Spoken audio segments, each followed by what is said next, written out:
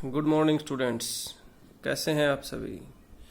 10+2 economics की जो Indian economy book है अपनी, उसका जो पॉवर्टी वाला चैप्टर चल रहा है, उसमें अगला टॉपिक है कॉजेज ऑफ पॉवर्टी। लास्ट में हम डिस्कस किया था इससे पहले कि गरीबी क्या होती है, किसे हम बोलते हैं, बीपीएल बिलो पॉवर्टी लाइन, गरीबी रेखा से नीचे क्या होता है, कैसे डिसाइड होती है, सारी चीज़ें। कॉजेज ऑफ पॉवर्टी का मतलब होगा गरीबी के कारण क्या है। तो इन इंडिया, भारत के अंदर, poverty is explained with reference to two sets of causes, दो कारणों के समूह के साथ इसको रेफरेंस में, के संदर्भ में हम इसको एक्सप्लेन कर सकते हैं।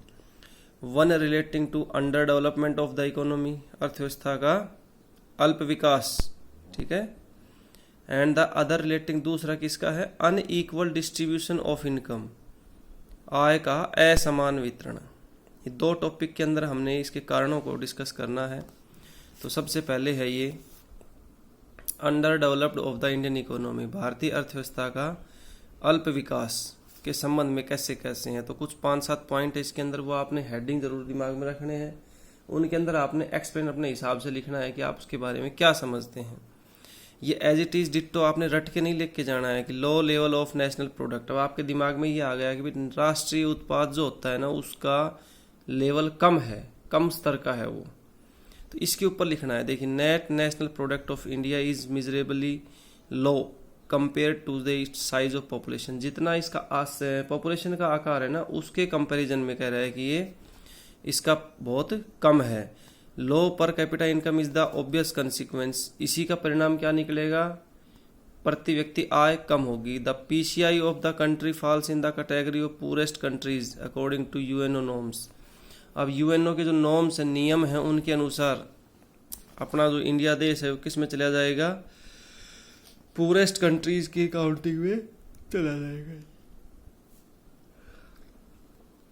ठीक है स्टूडेंट्स। तो low level of national product, low rate of growth, growth की रेट भी क्या है, कम है। तो rate of growth of economy has been quite low during 5-year plan in India. तो लो रेट ऑफ ग्रोथ का मतलब क्या, during the period of planning. ये कह रहा है कि जो योजनाओं का काल था उसके दौरान growth rate of GDP has been nearly 5%, 5% के लगभग जीडीपी ग्रोथ थी। But owing to nearly 2% growth rate of population, PCI growth by 3% only. क्या कर रहा है, nearly 2% growth rate of population, population की जो ग्रोथ रेट है 2% के लगभग बढ़ी है, पीसीआई 3%। तो low growth rate of PCI has tended to sustain poverty, उसने गरीबी को बनाए रखा है, कहने का मतलब ये है। Pressure of population compounds poverty. अब देखिए, हैवी प्रेशर ऑफ पॉपुलेशन, जनसंख्या का भारी दबाव है कि population has been rising at a rapid pace. Rapid pace का मतलब तीव्र गति से, तेज गति से बढ़ रही है ये। This rise is mainly due to rapid fall in the death rate, ठीक है।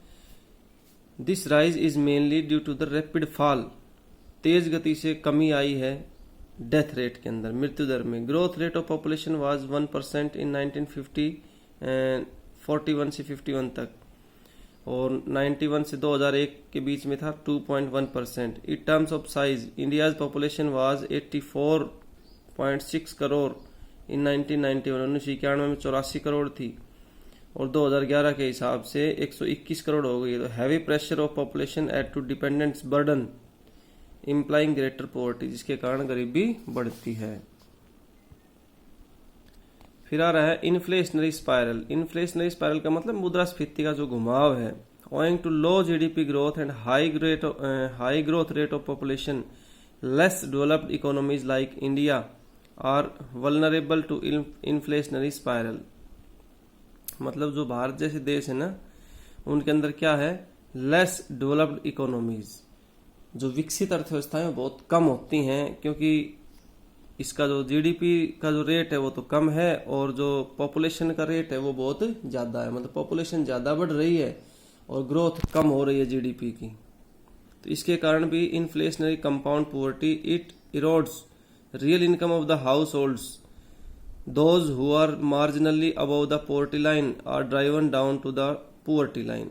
Those already below the poverty are compelled to suffer deprivatization deprivation over a longer period of time. तो कहने का मतलब मुद्रास्फीति के कारण लंबे समय तक गरीबी रहती है इसके अंदर। Chronic unemployment and under employment. अब क्रॉनिक मतलब पुराने लंबे समय से कह रहा है, बेरोजगारी, और अनएम्प्लॉयमेंट बेरोजगारी, under employment. India is a country sustaining chronic unemployment and under employment. Bharat कैसा देश है? भारत एक ऐसा देश है जिसके अंदर लगा सस्टेन का मतलब बनाए रखता है क्या? क्रॉनिक अनएम्प्लॉयमेंट, लगातार लंबे समय तक बेरोजगारी बनी रहती है। Poverty just a reflection of unemployment, बेरोजगारी का रिफ्लेक्शन प्रभाव क्या है? गरीबी है। 2011-12 के अंदर number of unemployed person in India was around 2.45 crore.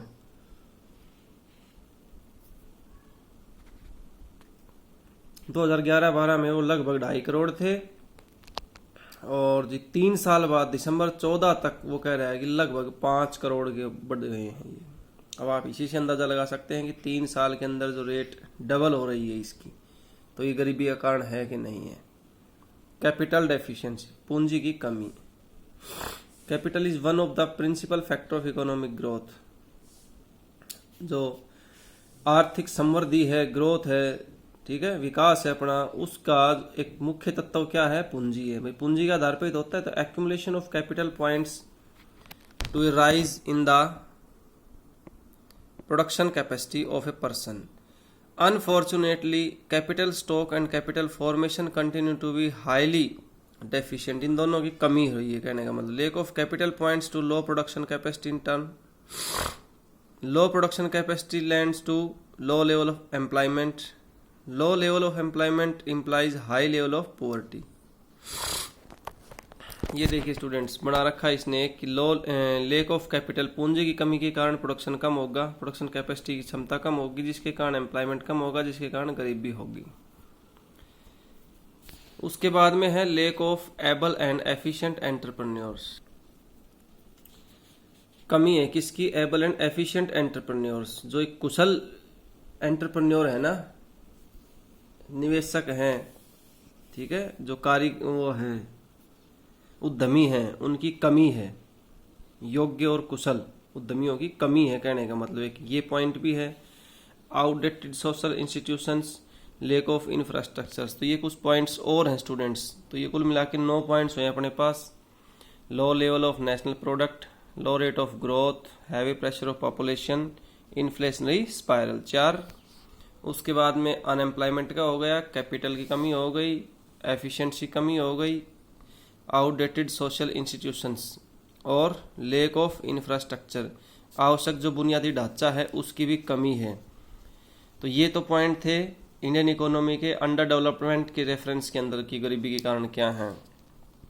और reference poverty with reference to unequal distribution of income, आय का असमान बंटवारा जो है ना, उसके कारण भी ऐसा होता है। तो इसके भी कुछ 5-7 पॉइंट दे रखे हैं। ये बहुत ज़्यादा कठिन या हेडिंग वाले नहीं है, समझने के लिए हैं हल्के से ही, ठीक है। तो इनको भी एक बार हम रीड करेंगे। पॉवर्टी इन इंडिया, भारत के अंदर जो गरीबी है, can also be explained with reference to unequal distribution of income, उसके हिसाब से भी हम कर सकते हैं, आय के असमान बंटवारे से भी हम उसको बता सकते हैं। Efforts have been made by the government, सरकार के द्वारा वो प्रयास कर रहा है, to moderate inequality through a system of progressive taxation other measures.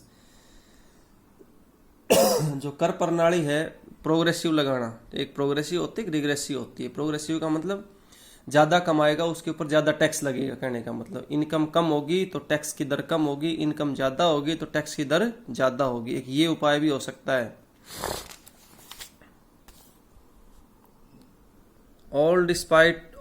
But despite all such measures, इन सब उपायों के बावजूद भी कह रहा है पॉवर्टी इन इंडिया, भारत के अंदर गरीबी has only tended to compound over time. According to NCARE reports, top 20%, ऊपर के जो 20% है पॉपुलेशन, जनसंख्या जो है, वो अप्रोप्रिएट 53.2% ऑफ टोटल इनकम, वो इनकम का 100 में से 53 रुपया तो वही लेके जाते हैं। वाइल द बॉटम 40% पॉपुलेशन, उनके पास जो नीचे के 40% लोग हैं गरीबी वाले, उनके पास केवल 15% जाती है, ठीक है। According to monopoly inquiry commission, जो monopoly 1536 companies 1536 in the country are controlled just by 75 families. ये कह रहा है कि मोनोपोली एकाधिकार भी है, मतलब 1536 कंपनियां ऐसी हैं जो केवल 75 परिवारों के द्वारा उनको कंट्रोल किया जा रहा है, तो मोनोपोली हो गया ना एक प्रकार से। ये कारण भी है गरीबी का। Unequal distribution of income not only reflect the size of existing poverty but also points of the possibilities of widening gulf between the rich and the poor in the near future. निकट भविष्य में गरीब और अमीर के बीच में जो खाई है वो चौड़ी होती जाती है, इनकी बड़ी होती जाती है, उसकी संभावनाएं हैं। Because those with higher income certainly have greater capacity to generate still higher income in near future. जिनके पास ज़्यादा पैसा है ना, तो कह रहा है कि उनके पास निकट भविष्य में और ज़्यादा पैसा कमाने क्या है चांसेस भी हैं। With huge stock of wealth the rich are able to build their fortune while the poor continue to struggle for survival. अमीर जो हैं वो अपना फॉर्चून भी अपना बनाने के लिए, और जो गरीब हैं वो continue to struggle for survival, जीवित रहने के लिए संघर्ष कर रहे हैं वो, ठीक है। तो स्टूडेंट्स ये एक टॉपिक हो गया आज आपका, नेक्स्ट टॉपिक बाद में करेंगे। Thank you.